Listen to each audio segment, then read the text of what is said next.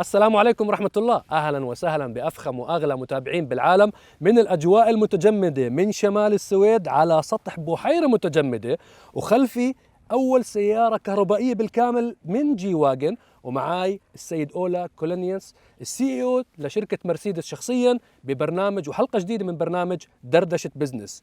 Mr. Ola, thank you very much for having me in your hometown country in Sweden. Welcome to Sweden. It's great to have you here. Thank you. What an amazing experience. If we can start firstly by telling the people where are we exactly now? We're actually on a frozen lake. So we're sitting on about a meter of ice here, just south of the Arctic Circle in the very north of Sweden. And this is the Mercedes-Benz testing grounds. We take all of our vehicles here to test electronic stability programs, make sure that the assistance systems work perfectly. We literally do millions of kilometers to make the Mercedes safe. We have behind us the all-new electric G, electrification and Mercedes. Can we have like a glimpse of the future of the electrification of Mercedes? We've seen through the past 3-4 years, Mercedes electrified most of its fleet. We've seen a little bit of slowdown in sales in certain areas with electric cars. Now an all-new electric G. This is a very iconic car in our region. It's a very important car in our region and in other regions, of course. We want to hear it more from you. Electrified G and electrification in general with Mercedes. How is it going in the nearby future? Well, we're in a transformation in the automotive industry and in our company, and we're gradually going towards the destination of zero emissions. So of course, electrification is what everybody is talking about, and we're investing tens of billions of euros into new technology and new vehicles, electrifying our whole portfolio. And we said with an icon car like this, and as you mentioned, we are thankful of having so many fans also down in Dubai and in your region. We said this is an icon vehicle, the ultimate off-roader adventure car. Let's see what we can do with this vehicle going electric. And that's what we told the team. This is your challenge. Turn the G now into an electric G. But with other models, we've seen the EQS previously, the EQE. How is it the EQ family so far? And I don't know if you will call it EQG or it will be rebranded into a G electric only for in terms of naming, I mean. So last year, our sales of electric vehicles grew by 73%. So you can see that step by step, more and more customers, not just early adopters, more and more people go like, wow, I want to drive electric, this instant torque, how quiet the car is. So I think over the next many years, we will see this transformation step by step go towards zero emission. But with the G, you have a special challenge, right? This is the car you can go into the Himalayas, you can go out into the desert, you can be here in the most northern part of the world in snow and ice. So for this car, it's got to be 100% G, even if it's an electric G. Wow! And with the G turn, it's only equipped on the G in the G electric, I believe. Yes, that's an amazing feature.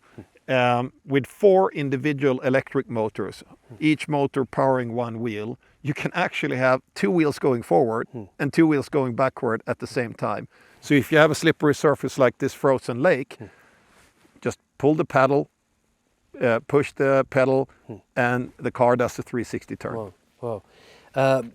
Stepping away a little bit from electrification and the electric G, I'm really excited to see it in the coming few months. And as we've mentioned, it's an iconic car, especially in our region.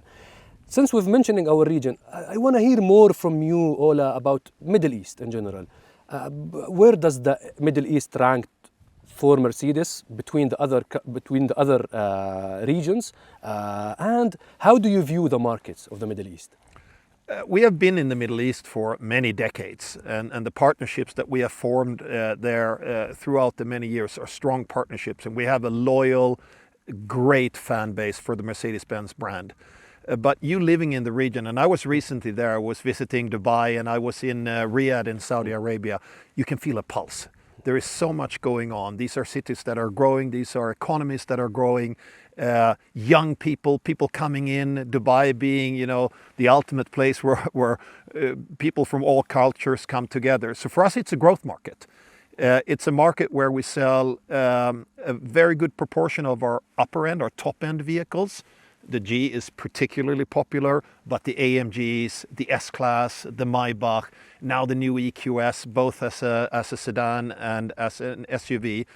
So it's a market that we want to invest in.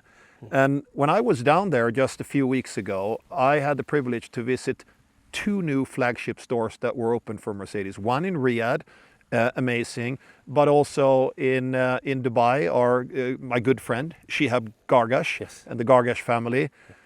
I walked into that showroom and I said, Shihab, congratulations, what you have done here is amazing. I don't think I've seen a nicer showroom anywhere in the world for any brand. I want to move in here. Where do I put my bed? That's really sounds amazing. Does it, with the Middle East market, is there any plans? Like recently we heard from several car manufacturers that they want to have like a hub, whether it's a small plant, whether it's like Lucid recently, they had a joint venture with the Saudi government and they're starting their own plant. Hyundai is doing something similar. Stellantis is doing the same. Is there any plan for Mercedes to have something for the region, specifically built in the region? Mercedes is operating in 150 countries around the world, and in many countries we also have operations and also production operations. Of course, we have technology partners and suppliers literally everywhere in the world. But for a luxury brand like Mercedes, you need to have a minimum amount of volume to build up a plant for that to make sense. So we don't have one model that would then fit into the Middle East where we said now it's ready to take a step to build a plant. And we will see, what does the world look like 10 years from now, 15 years from now? Maybe the markets have grown to a size where something like that makes sense, but not in the immediate future in terms of production. Mm-hmm. You've mentioned with, I wanna go back a little bit to Maybach. You've mentioned Maybach. Recently there was an announcement of, I believe, a premium brand on top of Maybach. I wanna hear from you more, Ola, about the future of the brand, future of Maybach. To be honest, I've already spoke to our team, and they were highlighting, like Maybach, it became, specifically in our region, it became perceived as a trim compared to what used to be. So I want to hear more from you. How do you view the future of Maybach and the more premium brand? Is it going to be like an allocated car, specifically more luxurious brand on top of Maybach? So Mercedes-Benz, which is the brand that the whole company stands for, and it's been around for more than 100 years, and it's one of the best known brands in the world. That remains the roof of the brand family. But then it's like we have separate little tribes. We have the performance tribe with Mercedes AMG. We have the sophisticated luxury tribe with Maybach. And then this G it's like its own franchise, G for adventurous luxury. So with Maybach, it's actually inside the Mercedes-Benz family, the fastest growing brand. But we're putting more and more differentiation into those products.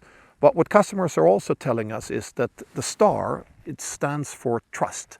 I know what the star is. I have the safety, I have the longevity, I have the technology, I have the quality, I have all those different things. So the symbiosis between the Mercedes star and Maybach, which then adds an additional dimension of sophisticated luxury to it, it's that symbiosis.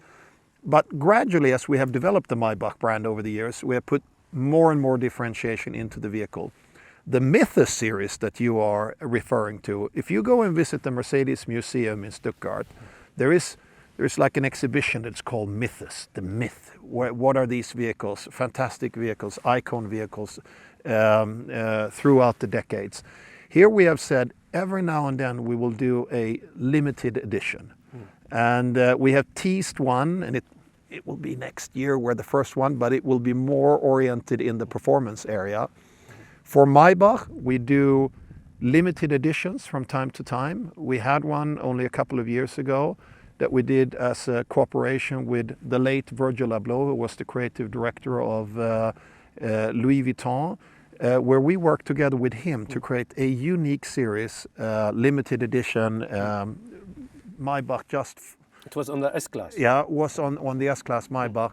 And last year we did something that we called haute couture. You know, haute couture, if you go to Paris, the latest fashions. Here it was haute couture, playing with words. Also limited series. Yeah, also limited fashion, but for a car, where we did a complete interior trim that was unique and very high quality fabrics. So from time to time we do these limited series for the connoisseurs of the brand. There is no plans to have like something dedicated for Maybach, like completely separate from the Star? At this like, point, we haven't any concrete plans for that. You should never say never. Okay. You know that we have branched out on AMG and done that. When we did the SLS some years ago, it was the first completely true AMG. Now we have the AMG GT. GT family. Yeah, the SL and GT is like a family. It's dedicated to AMG. You have the 4-door coupe AMG. And as we have announced, we're working on a completely new architecture called AMG EA, AMG Electric Architecture, that will also be unique to AMG. But that is for one of your future episodes when we get back together again. Is it going to be in a year time, 2 years time? Yeah, a couple of years time. Couple of years time. Going to the AMG, we've seen the AMG family grow. Now there is an AMG GT, a second generation of the car. We've seen, today I did the AMG experience here in Aria blog with amazing cars. We received a lot of criticism around the new C63 AMG, especially with using the 4-cylinder. Is it going to be for the rest of the AMG family using the exact same 4-cylinder with the e-performance and using the mild hybrid and the e-boost? Or it's on one-to-one only on the C, and maybe for E63, S63 we will remain to receive the V8 engine? So the lineup for AMG is V8, also for entry performance vehicles, an inline 6, and this absolutely incredible high performance 4-cylinder, but married to a Formula One style electric drivetrain. So if you take the C63 with 680 horsepower and you would drive the Hockenheim racetrack, you actually drive that lap quicker now with the new C63 than with the old one. So for the traditionalist, yes, the V8s will be there, but you should really go and try this new drivetrain. You will feel like Lewis Hamilton or George Russell. I have seldom driven a car that is so precise, so quick, hits the corners in a perfect way. So here, the inspiration is Formula One. Similar to the Project One, similar to the car, or the similar to Project One, same idea that you have a combustion, very, very compact combustion engine, but augmented by an electric performance drive as well. And how those two work together, it's what gives the punch. And you have immediate torque from the first millisecond. So this is one of those things that maybe you have to reprogram your brain a little bit and say, oh, wow, I'm now Lewis Hamilton. Yes, love the V8s. They will continue. Don't worry about that. But give it a try especially on a racetrack. But there is people who would insist to have the V8 I hear it from you, the V8 will remain. It will stay for how many years? It might be staying, the V8 engine. As long as customers are out there. That's an amazing answer. I believe many people are now feeling more relieved to hear that. Going to a complete different aspect, design. I've noticed that Mercedes, for the past 5-6 years, you guys went full on with the quiet luxury. We've seen it on the S-Class, we've seen it on the E-Class, we've seen it with I think the only car that lived without having this quiet luxury is the car behind us, the G-Wagon. And it remained the same bulky, muscly, off-roader adventure car. The coming future, we've seen, personally I've seen several pictures, renders for classic designs from Mercedes. Cars, iconic cars from the 70s era, from the 60s, from even the 80s era. Is there a chance to have a new way of thinking in terms of design, avoiding a little bit the quiet luxury? Maybe the quiet luxury, it's more popular in Europe, but in other regions, in other parts of the world, especially our region, even North America, I believe, even China, I believe, they want a loud luxury. They want look at me, I'm driving this car.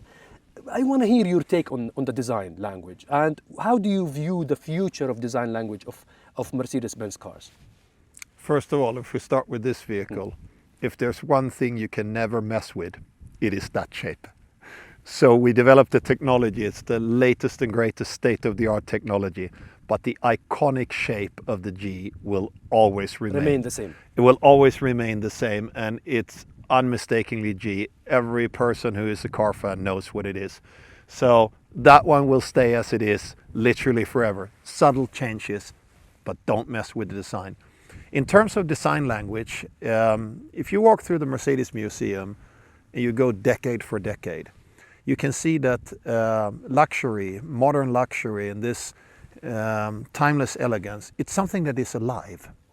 You never stand still. You certainly don't look in the back mirror. You always look through the windscreen and think about, what is the next era going to look like? And we have had an era now, as you say, of very elegant, sporty designs that has opened up the brand to a wider audience, where a lot of young people that before maybe didn't look at Mercedes and said, wow, look at that CLA or GLA or something like that. That's cool. Or an A45 AMG, like the ultimate fun machine if you want an entry-level performance car.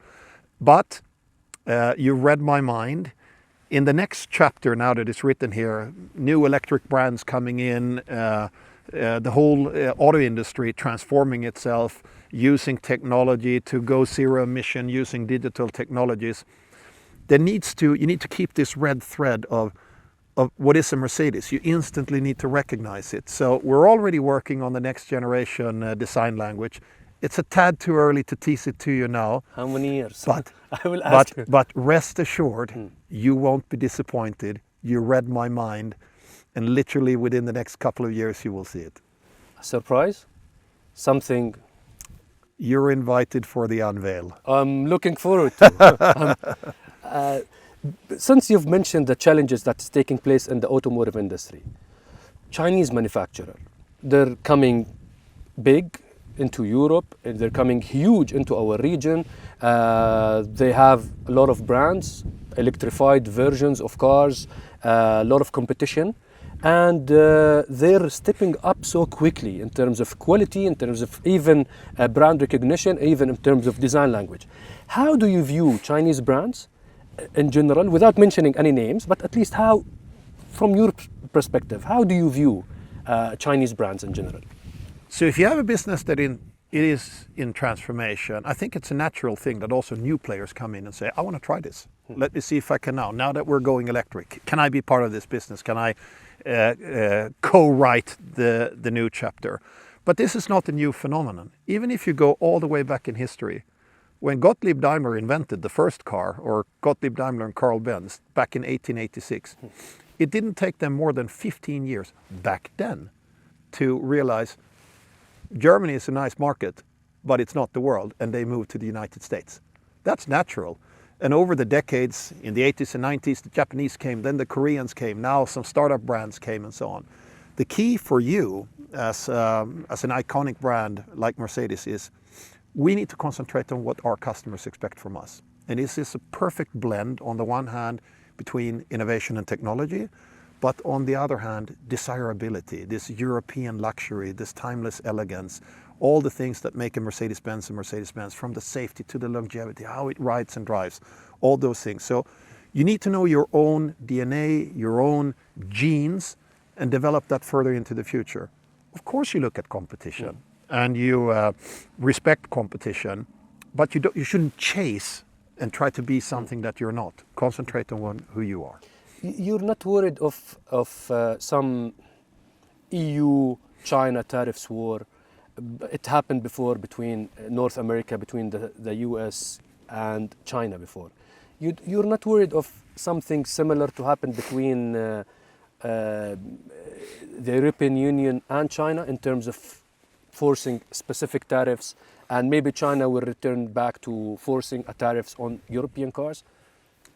I think we all need to remind ourselves of one thing. If you look back at the last 30 years or so, markets opening up, trade becoming even more global, What has been the effect of that?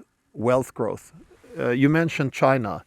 China's been an economic miracle, pulling literally hundreds of millions of people out of poverty through opening up their economy, through stimulating trade with other countries. We shouldn't be naive in this day and age. There are also protectionistic undertones in some of the economic regions, and there is a level of competition. We as a company, we say, don't forget, dear policymaker, what made the economy strong, what built wealth, which created better lives for people. So I think the overall general trade system as such is not going to retreat into its own little regions or fortresses. But there is some competitive elements, and I'm hopeful that policymakers will keep a balance here. Okay. I wanna end it up with one last question. All other person, not the CEO of Mercedes-Benz, I want to hear more from you in this industry. The automotive industry is going into a lot of challenges, a lot of changes. From someone who's coming along from Sweden, your hometown country, all the way to be top of a premium German brand such as Mercedes-Benz. How do you view the future from your personal perspective? Well, the best news is that the technological development that we're experiencing now with high compute power, sensing, artificial intelligence, new drivetrains, other features, it is like the sandbox for the engineers have become even bigger, and there are even more toys. So the product is getting safer, it's getting cleaner, it's getting more convenient, it's more fun. So it's good news all around for customers. If you work as an executive in the auto industry, I like to say to the team at Mercedes, this is the most exciting time since the invention of the automobile to work in the auto industry, because we're reinventing the original invention. But it's also the most uncertain time, because you're in transformation, even disruption. So you got to be flexible, you got to be agile, you got to pull out your inner entrepreneur, be willing to take risks, have curiosity, and have courage. Ola Colinius, thank you very much for your time. I had a lovely discussion today with you, and I think we both start feeling, we lost feeling of our feet. So thank you very much for your time, and thank you for having me, and thank you for the amazing experience with the G fully electric. Thank you for coming. Good to see you. Thank you. Thank you. Thank you.